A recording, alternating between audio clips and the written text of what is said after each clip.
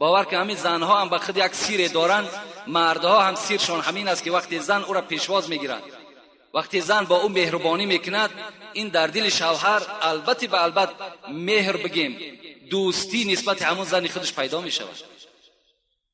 از این خاطر بهترین کسمتیکا، بهترین رنگبار این است که شوهرها را احترام کنند. باور کنین همین کسمتیکای حاضر زمان همش خیمیه هست، چی در همون چهرهش میمالد، چی در لبهاش میمالد، عاقبت باید زلال میدهد. امروز همون زنهای پیرانسالی که در جوانی استفاده کردن، اگر شما اهمیت داده باشین، چهره‌های همونها دیگرگون است،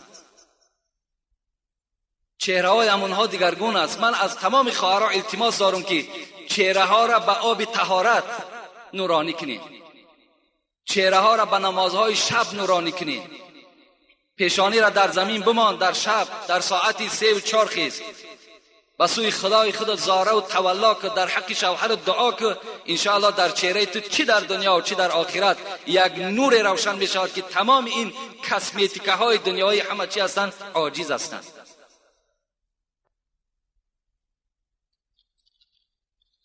السلام علیکم بابای داملا، آیا همین شعری من ایجاد کردم درست است برای بینمازان؟ یک برادر برای بینمازان هرچی بگن کم است، یک شعر ایجاد کرده است. اگرچند که رحمت خدا به این برادر ایجاد کردن، در وزن کم شعرها وزن ندارن، لیکن معنای خیلی خوب دارن، معناش پره است. حیف آن نوری که در شماست سجده الله نکرد، حیف آن دست و پایی که در شماست گفتار الله نکرد، حیف آن جسمی که در شماست راه حق را طی نکرد، حیف آن چشمان نرگسین تو که دیدار الله نکرد. این معناهای خیلی کلانی دارد، لیکن وزنها ندارد شعر، وزن در کار برای شعر. من یک شعر از جنونی در همین تمثیل به شما میخوانم که گوش اندازین چگونه حضرت‌ها ایجاد میکردن. لیکن اولی اگر شاعریش باشد خیلی خوب است، خیلی خوب است، آینده انشاءالله نیک میشود. دلی به عشق او بادا کفیده، حضرت جنونی میگوید همین مسلمانی که در دلش عشق خدا نداشته باشد بادا کفیده، خدا این دل کفانده بگرداند. دلی به عشق او بادا کفیده، زبان به ذکر او بادا کشیده، نریزد آب دیده کور بهتر، تنی به طاعتش رنجور بهتر. اگر مسلمانی که در چشم او آب چشم نباشد، از قیامت نترسد، از گور نترسد، نریزد آب دیده کور بهتر، برای این همون کور بودن بهتر بود. نریزد آب دیده کور بهتر، تنی به طاعتش رنجور بهتر. تنی که طاعت نداشته باشد، عبادت نداشته باشد، فقط به کار دنیا مشغول باشد، این خیل بدن گفتن حضرت فلج بدنش بهتر است. بود بر مرده غافل کفن حیف، و حلق کشته دنیا رسن حیف. دنیا انسانی که از دنیا غافل میگذرد برای او کفن حیف میکنه. انسانی که از دنیا فقط برای همین طله و تاراج دنیا گذشت، او رشته همین دنیایی را میگد حیف میکنه. این حضرت هم مثل همین شعر ایجاد کردن، لیکن خیلی خوب است. برای بینمازا این البته کم است. حاجی داملای محترم، من اول از شما عذر پرسیدم میگویم که زن شوهر خود را به دین اسلام درآورد، یعنی نماز را یاد دهد، درست است یا نه؟ داملا از شما یک کف دعای نیک طلب دارم، خدا شما را نگاه بدارد. یعنی زنی که اگر شوهرش نماز خوان میکند درست است یا نه؟ البته درست است. این خیلی نادر است که زنی که شوهرش نماز خوان میکند، خیلی نادر است. خوش به حال همون خواهر، خوش به حال همون زنی که برای اصلاح شوهرش حرکت میکند، برای با دیانت کردن شوهرش حرکت میکند. خوش به حال این زنی که البته این عمل انجام میدهد. البته درست است. یک سوال دیگر کردن، آیا اگر شوهری که زنش تعلیم قرآن میکند باز با او زندگی کردن درست است؟ البته درست است. این وظیفه شماست. وظیفه شماست که زن شما قرآن خوان کنین، زن از علم اسلام آگاه کنین. این وظیفه تون است. او حکم شاگردی را نمیگیرد، او تا همون مردن شد او زن شماست. شاگرد شما هم که باشد غلط هم ندارد، هیچ یگان جای غلطی نیست. السلام علیکم بابای حاجی، به سوال من جواب دهید. تسبیح ها را در دیده ها میمالند، چی معنی دارد؟ دویم، زن در دنیا 2 3 4 شوهر میکند، در جنت همراه کدامش میباشد؟ انا زنهایی که در دنیا 2 شوهر میکنند 3 شوهر میکنند، از پیغمبر خدا پرسیدند این سوال. حضرت گفتند که با شوهر آخرش در جنت است. کدام شوهری که با او در آخر حیاتش یک جا بود با همراهی او در جنت است. در بعضی روایت ها میآید که کدام شوهری که خوش اخلاق بود این زن همراه او هست. ابی دردا میگوید وقتی که از دنیا گذشتن با شوهر خود با زن خود گفتند که شوهر نکن اگر تو بخواهی که در جنت همراه من باشی. این مطلب از این سخن ابی دردا هم این است که زن با آخران شوهر خود در جنت است. و تسبیح را در دیده ها مالیدن، اینها یعنی کاری غلط خطا هم بگیم خطا نمیکنیم. تسبیح گردانیدن ثواب. تسبیح گردانین. از گپ بیهوده در همون سبحان الله شما میگوین هزارها بار بهتر است، لیکن بعد تمام کردن اونها را بوسه کردن در دیده ها مالیدن اینش غلط است، گناه است. فقط شما قرآن در دیده تان مالید، فقط شما قرآن بوسه کنید. و یک سنگ است، آیا بوسیدن چی لازم است؟ برعکس در فتواها میگن قبر، حتی قبر پدر که یک قبر خیلی محترم است، همون قبر بوسه کردن حرام است که وای از خاک عبارت است. وقتی که میگه حضرت عمر طواف خانه کعبه میکردن، همون نزد سوراخی آمدن جایی که حجر الاسود ایستادگی هست و همون حجر الاسود گرفتن و بوسه کردن و گفتن قسم به خدا ای حجر الاسود، من دیدم که پیغمبر تو را بوسه کرد و الا من تو را بوسه نمیکردم، تو یک سنگی هستی، از دست تو هیچی نمی آید.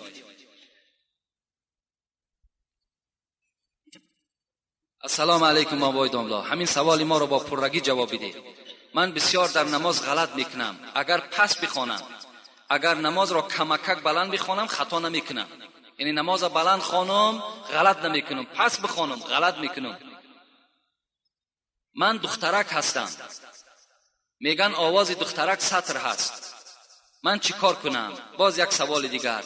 بابای داملا، من میخواهم که جنازه را پیش از نماز بخوانیم، برای آنی که بسیاری کسها در نماز جنازه اشتراک نمیکنند. خداوند این خواهر باز توفیقش زیاده بگرداند. یعنی همه وقت باید که جنازه های ما بعد نماز شوند، زیرا پیش از نماز جمعه وقتی ما جنازه میکنیم اکثر مردم جمعه را میپرتویند، از پس نماز جنازه میشوند. اینجا ده همشان گناهگار میشوند، زیرا فرض عین ماندگی مثال از پای یک فرض کفایه میشوند. باید که جنازه البته به البته چی شود؟ بعد نماز شود. و سوالی که دادن آواز دخترک سطر هست، این غلط است. آواز دخترک سطر نیست. آواز دخترک سطر است در وقتی که در نزدش مردهای باشند که مثال محرم این نباشند، مردهای بیگانه باشند، این حالت در آواز زن سطر میگن. لیکن در نماز همه شما چی زن و چی مرد میتوانیم 5 وقته نماز کدامش نباشد، چی بامداد چی پیشین. گفتی عباره مختصر که والمنفرد خیرت این ادا، آدمی طاقت گذار حق دارد خواب پس میخواند خواب بلند. اگرچه نماز پیشین باید پس خوانده شود، عصر پس خوانده شود. اینها فقط برای امام هستند، برای آدمی طاقت گذار نیست. برای آدمی طاقت گذار میتونی با تمام آواز در خانت بخوان، چی پیشین باشد چی عصر باشد. نمازهای بلند میتونیم پس بخوانیم، بلندین اختیار شما هست اگر طاقت گذار باشین. این بلند خواندن و پس خواندن فقط برای همون خطیب است، برای ملا است، برای امام است، برای شما نیست. همه تون میتونیم بلند میخوانیم پس میخوانید، این حق شما هست اگر در خانه نماز ده تنها گذار باشین. السلام علیکم داملای محترم حاجی مرزا. بعد از سلام خواهش میکنم که به این 2 سوال من جواب بدهید. در ماه سفر لباس در تنت اگر بسوزد پوشیدن وی باز درست است یا نه؟ در ماه سفر نکاح کردن یا که توی کردن، یا زن اگر حامله دار شود، یا زنی که سری فرزند رود، با احترام یکی از مخلصان شما، ما اینقدر از ماه سفر میترسیم، اینقدر از خدا نمیترسیم. تمام در مردم ما و شما همون جاهلیت دوره عرب ها پیدا شده است. در دوره های جاهلیت هم کتاب تاریخ عرب ها را خواندم، تماشا کردم، اونها هم برای اونها روز نامبارک روز چهارشنبه بوده است. انا همون اثر جاهلیت اونها در ما و شما تاثیر کرده است. امروز بیماری را وقتی میگو روز چهارشنبه خبر گیرم، میگن نره که کسلش زیاد میشود. ببین این یک جاهلیت است، حالان که پیغمبر ما و شما میگه العائد فی المریض یمشی فی مخرفة الجنه، کسی که اگر بیمار خبرگیری میرود قدمهای او در باغ از باغهای جنت قدم زده ایستاده است. ببین ما و شما را محروم میکنن از فیض همون جنت، از همون داخل جنت. ما و شما را این جاهلیت محروم میکنه، نمیگذارد که شاید که من همون روز چهارشنبه بیکار باشم خلاص. یا حضرت عایشه صدیقه میگوید که در دوره های جاهلیت ماه شوال بسیار ماه نامبارک بود برای مردم عرب، حالان که پیغمبر مرا در ماه شوال نکاح کرده گرفت. این عایشه صدیقه میگوید. یا جاهلیت ما و شما این گونه بود که یک چغز اگر در بالای یک درخت می نشست، میگفتیم از همین خانه یک کس وفات میکنه، یا همین خانه ویران میشد برای که چغز در بالای خانه نشست. حالا که خدای ما و شما و ما اصاب من مصیبت الا باذن الله، ای بندگان من خاطر شما جمع باشد، از هیچ چیز نترسین، هر بلا و مصیبتی که بر سر شما می آید همش از نزد من به اجازت من می آید، شما از اینها نترسید. ماه سفر هم از طفیل اینهاست. ماه سفر یک ماه پرخیر، یک ماه پربرکات. فقط پیغمبر خدا را وفاتش در این ماه سفر است. برای این در این ماه، هر ماه برای ما و شما ماه مبارک است. از ماه سفر نترسید. حتی پیغمبر لا عدوى ولا طیرة ولا هامة ولا سفر فی الاسلام، ببین در اسلام ما از پرنده ها نترسین. گفت در اسلام از ماه سفر نترسین، هیچ بلا ندارد، هیچ مشقتی ندارد. برای همین لباسی که در ماه سفر می سوزد پوشیدن او باکی ندارد، پوشیدن بگیر. یا توی کردن در ماه سفر، اگر همین تویهای سرخراجات و همین تویهایی که پر از حرام کردهای خدا هست در ماه سفر نه، در تمام کل سال برای ما و شما نادرست است. ماه سفر خالی نه. یکی خوش به حال همون پیشوای ما و شما که بیچاره البته مانده شدند از حساب همین خراجات اسراف ها و عمل های نادرکار همین مردم که مانده شدند، بعد گفتن که همین ماه سفر در توی کردن درست نیست. شکر که از همین ماه سفر حاضر میترسن، از خدا نه.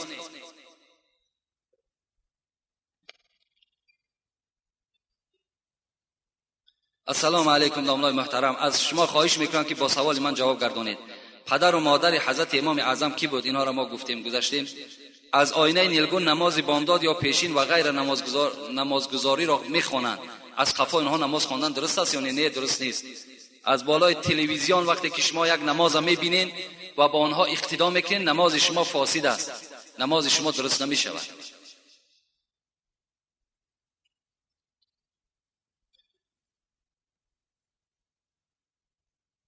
السلام علیکم استاد شیرین زبانم اکای حاجی میرزا، من از شما خواهش میکنم که قرآن ختم کرده مرا در حق گذشتگانم ببخشید. از شما خواهش میکنم که درباره امام حسین به ما صحبت میکردید. با احترام یکی از مخلصان دائمی شما، ان شاء الله به نزد من بیا، بعد میبخشیمش در حقمون اولاد اجداد. حالا که حق بخشیدن خود داری، ختمش کردی، 3 بار دیگه سوره اخلاص بخوان، در حق تمام گذشتگانت همان ختم کردگی تا ببخش، ان شاء الله ثواب میگیری. السلام علیکم داملای شیرین سخن. این سوالش. درود و رحمت خدا بر شما و خانواده شما. من یک سوال دارم، میخواهم جواب پره گیرم. آیا دلیل هایی که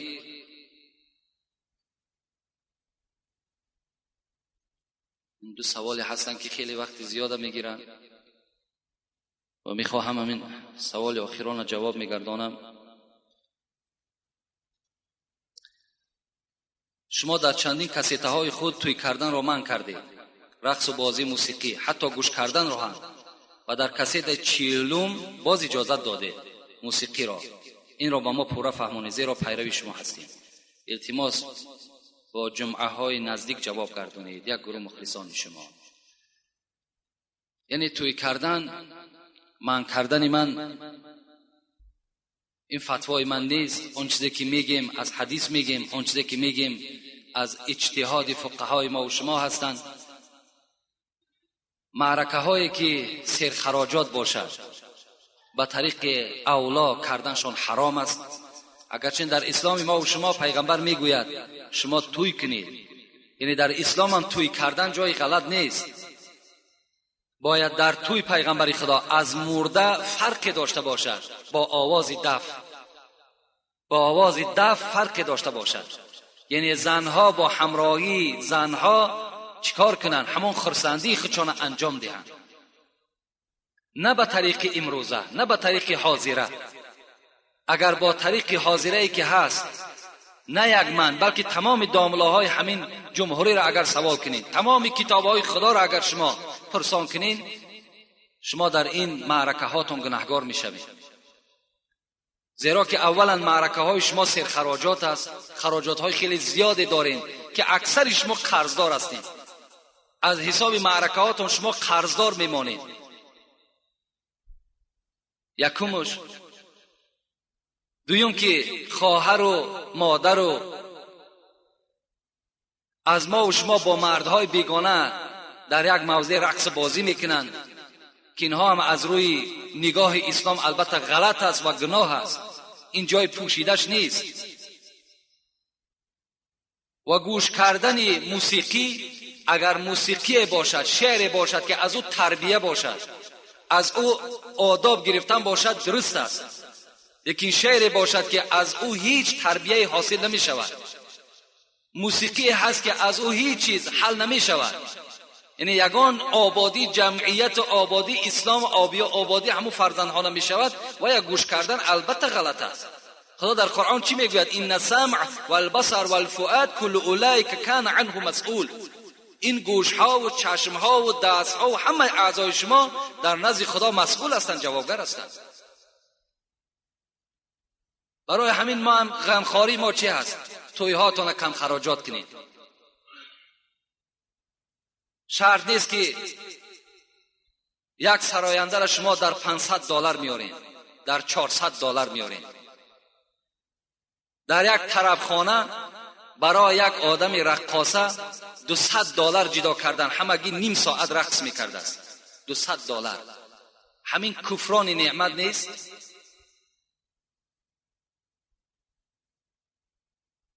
برای $200 به دست آوردن چند قدر مهنت در کار، چند قدر مشقت در کار. این ما در دوشنبه در یک طربخانه آوازش آمد که $200 همگی نیم ساعت رقص میکرده است. خیلی رقاصه مشهور بوده است. اینا کار ما، مثال مسلمان ها، اینا کار ما پیروای امام ابو حنیفه. آیا امام ابو حنیفه هم چنان کرده بود؟ تا حد امکان. امروز اگر چند بعضی از دامله‌ها بیچاره اتفاق شدن که در روز همون رقص بازیشون نکنن، یعنی جدا جدا در روز کنن لیکن در شب نکنن، گفتن که از همه فسادی ها همون شبها اجرا می شود. خداوند عاقبت همه ما و شما را به خیر بگرداند، مراد و مطلوب های همه ما و شما را خدای مهربان حاصل بگرداند. مسلمان های مردمی کولاب را از تنگ دستی خلاص بگرداند. خدای مهربان تمام مردم مسلمان بای و با دولت بگردان. و من کل بلاء عافیه، خدایا از بلاها ما را نجات بده. اللهم انا نعوذ بك من عذاب القبر و نعوذ بك من عذاب جهنم و نعوذ بك من فتنة المحیا والممات و نعوذ بك من فتنة المسیح الدجال. خدایا از عذاب قبر ما را نجات بده. خدایا از عذاب دوزخ ما را نجات بده. خدایا از فتنه های دشمن های اسلام ما را نجات بده و خدایا عاقبت ما را به خیر بگردان. گذشتگان ما را پروردگار رحمت و مغفرت بگردان. امروزها که فرزندهای ما باز کمری سفر بستند، که امروزها باز به شهرهای دوردست سفر دارند، خدایا صحت و سلامت به مکان برسان و صحت و سلامت با مرادهای حاصل شده بر بگردان. ربنا تقبل منا انك انت السميع العليم وتب علينا انك انت التواب الرحيم برحمتك يا ارحم الراحمين. موعظه ای که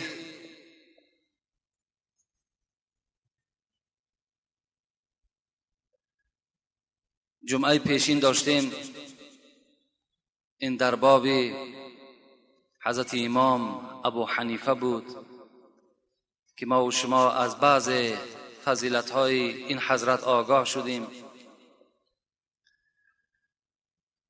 و دیدیم که حضرت امام به سبب قبول نکردن وظیفه قاضیگی از دست ابو جعفر منصور به هلاکت رسید. پیغمبر خدا میگوید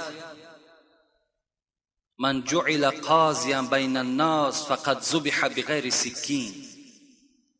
کسی که از شما در بین مردم قاضی شد وی هلاک شد به زدن کارد. یعنی حضرت البته فهمیدن که هر کسی که وظیفه قاضیگی را میگیرد اون در مشقت‌های دنیوی و اخروی گرفتار می شود. البته انسان بی سهو و بی خطا نمی شود. وقتی حکم در دست او افتید البته در یک کار یک لغزش پیدا می شود. حضرت برای احتیاطاً این وظیفه را، خیلی وظیفه مهم بود، برای خود روا ندیدند و قبول هم نکردند. عاقبت حضرت از دنیا گذشتند. وقتی از دنیا گذشتند خود ابو جعفر منصور تاریخ‌ها حکایت میکند که نزد قبر حضرت امام آمدند و از این کار خیلی ناشایم خود پشیمان شدند و با آواز بلند گفتند ای امام، گفتند این کار غلط ناشایسته از دست من سر زد، عذر مرا در دنیا و در آخرت کی میپذیرد؟ خبر وفاتش حضرت روح ابن عباده میگوید نزد ابن جریح نشسته بودم که خیلی عالم های برجسته اون زمان بودند. وقتی در معرکه ما هم صدای آمد که امام از دنیا گذشت، ابن جریح چی گفتند؟ گفتند که چی علمی کلان از بین رفت. حضرت شعبه باشد، این هم که از عالم های برجسته زمان امام بودند، وقتی میگوید خبر وفات امام به گوش من رسید، حضرت شعبه چی گفتند؟ گفتند نور علم در شهر کوفه خاموش شد. حمانی باشد، از پدرش روایت میکند، میگوید پدرم گفت شب خواب دیدم که 3 ستاره از آسمان در زمین زد. بعد هفته گذشتن وفات ابو حنیفه میگوید به گوشم رسید و وفات حضرت مسعر به گوشم رسید و وفات حضرت سفیان ثوری به گوشم رسید.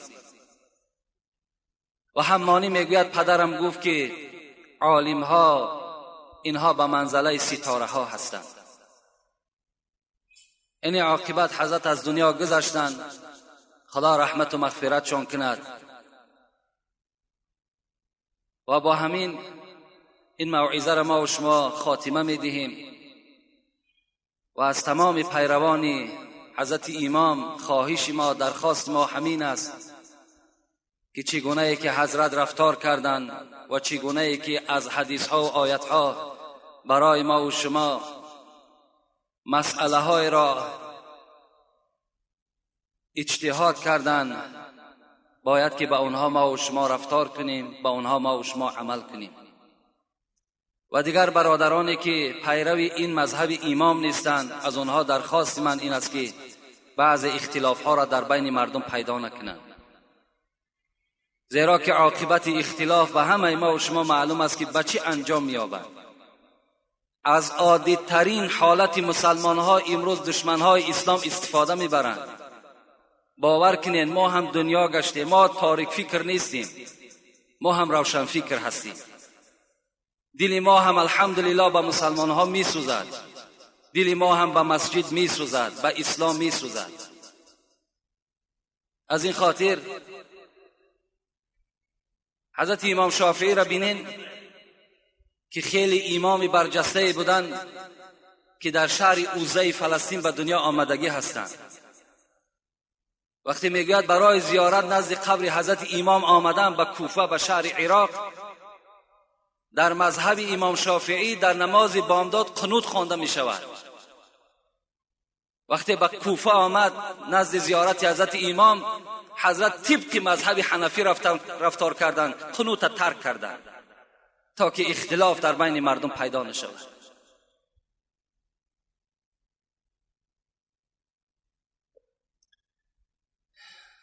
امروز موعظه‌ای که داریم، باور کنید قریب از 70 دانه سوالم زیاد نزد ما موجود است و یک قسمی او را برای شما خواستم جواب بگردانم. و در داخل این سوالها خیلی با سوالهایی که زیادی و نادرکارم بودن، اونها را ما بیره کردیم، به اونها جوابم نمیگیم. و بعضی از برادرهای ما و شما بعد این قدر دعوت‌هایی که در باب فضیلت مسجد ما سخنها گفتیم، باز البته یک سخنهای نسبت مسجد گفتن که او آدم‌ها که همه گناهگار هستند. انشاءالله از سه سوالی که در باب بگم یک تحقیر مسجد در نزد من هست، خواستم که همین فضیلت مسجد برای شما بیان کنم که مسجد چی مکان است، چی اهمیتی در اسلام دارد.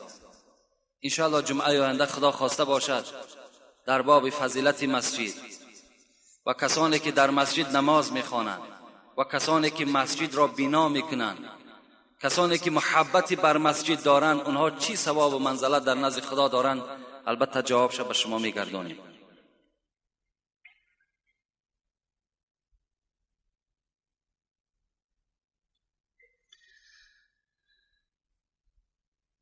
السلام علیکم داملای عزیز، میخواستم با این سوال من جواب دهید. با نزدیکی یک کودک بیمار میشود و او را به بیمارخانه میبرند که کودک در حالت وزنین بود. دکتران میبینند که علاجش نیست، به مادرش میگویند که یگان شخص بیارید که کلمه اش را خواند. مادرم رفته ملای را میآورد، وای میبیند که دست پسرک حلال کردگی نیست. میگویند که پسر چند ساله و چی نام دارد؟ میگویند حسن نام دارد و 3 ساله هست. ملا میگوید تا دستش را حلال نکنید جنازهش درست نیست. خلاصه دست کودک را حلال میکنند. آیا این عمل درست است یا نه؟ اصلا برای جنازه کردن دست حلال شرط نیست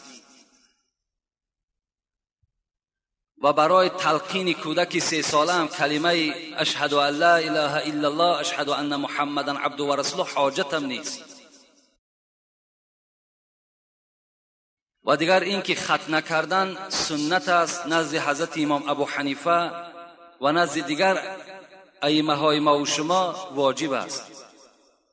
و خود ختنه این از حضرت ابراهیم و پیغمبر ما و شما آمد که با فرمان خداوند با ابراهیم امر کرد که ختنه کن، در حالتی که حضرت ابراهیم 160 ساله عمر داشتند.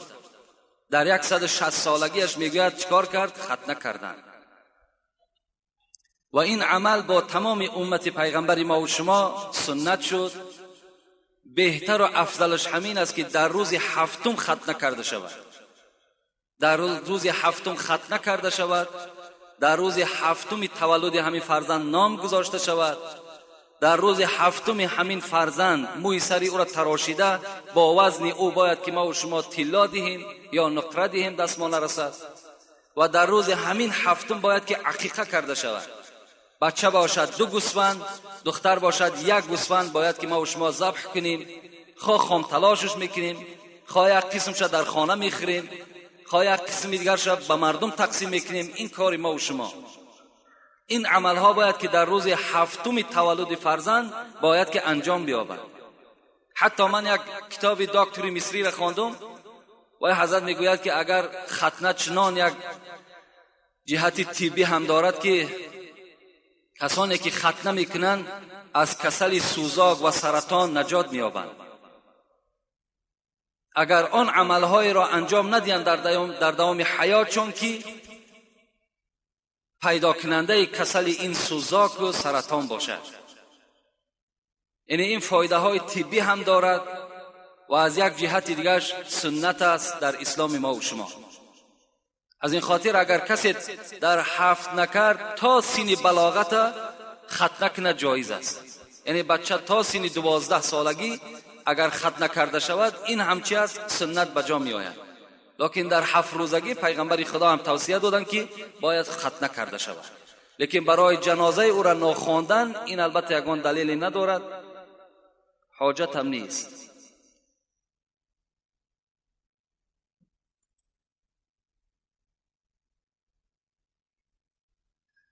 درود و رحمت خدا بر شما باد ای داملای عزیز. آیا کتاب انجیل خواندن یا او را در خانه نگاه داشتن چه خیل است؟ کتاب انجیلی که الحال در دست مردم ما و شماست این انجیل اساسی نیست. این انجیل تغییرات زیاد یافته است. این انجیل الله که مردم همون خریستیانین بگیم تغییرات زیاد دادن، آن چیزی که به فایده های خودشان بود کردن. اگر انجیل اساسی باشد نام پیغمبر ما و شما در او انجیل باید که ثبت کرده باشد، ثبت شده باشد، چگونه که قرآن میگوید و اذ قال عیسی ابن مریم یا بنی اسرائیل انی رسول الله الیکم مصدقا لما بین یدی من التورات و مبشرا بالرسول یأتی من بعد اسمه احمد. این خدا در قرآن خبر میدهد که حضرت عیسی در بین مردم برآمد، بنی اسرائیل ده خبر داد که از بعد من پیغمبری میآید که نام او احمد است. این سخن در انجیل نیست. از این خاطر نه در خانه من درست است و نه برای انسانهایی که خط سواد ندارن برای اونها خواندن تماما منع است. جایز نیست که شما انجیل خوانید. حضرت عمر میگد بار یک پاره از تورات موسی در پیشش بود، میخواند که پیغمبر خدا نظر کرد، گفت چی میخوانی عمر؟ گفت تورات موسی هست. رسول اکرم میگه چهرش دیگرگون شد، گفت قسم به خدا اگر همین برادر موسی زنده میشد هر آینه از کتاب او دیده بهتر قرآن است، به قرآن چنگ میزد. یعنی امروز از تورات هم دیده، از انجیل هم دیده برای ما و شما مقدس و عزیز این قرآن است. قرآن چی به طریق حرفهای کریلی هم برآمده است، چی به حروفهای فارسیش هم برآمده است، چی عربیش هم برآمده است. مرحمت در این ثواب است. وقتانه در این کتاب‌هایی که الک منسوخ شدند، کتاب‌هایی که تغییرات زیاد در داخلشون هستند، چی در کار میگذرونید؟ اینها را در خانه مسلمان ماندن خودش گناه است. نگذارین در خانه هاتون. در خانه یگان آدم انجیل پرست قرآن هست.